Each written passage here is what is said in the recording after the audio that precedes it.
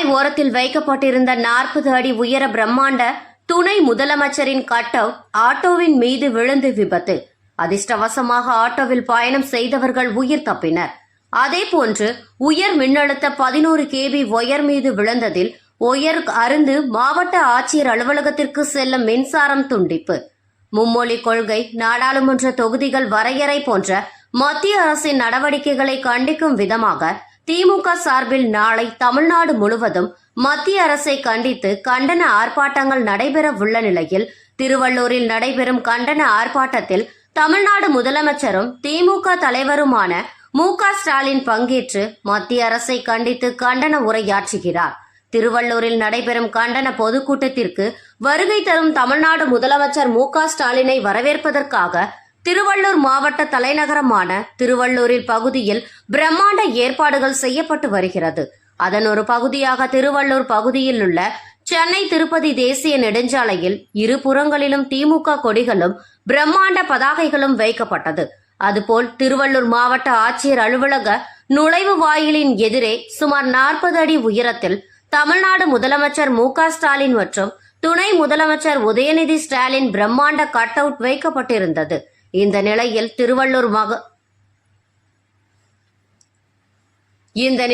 திருவள்ளூர் பகுதியில் திடீரென பலத்த காற்றுடன் கூடிய கனமழை பெய்ததன் காரணமாக ஆட்சியர் அலுவலகம் எதிரே இருந்த துணை முதல்வர் உதயநிதி ஸ்டாலினின் கட் அவுட் விழுந்ததில் அவ்வழியாக சென்ற ஆட்டோ பலத்த சேதமடைந்தது. இதனால் ஆட்டோவில் பயணம் செய்த ஓட்டுநர் உள்ளிட்ட பயணிகள் சிறு காயத்துடன் அதிர்ஷ்டவசமாக உயிர் தப்பி உள்ளனர்.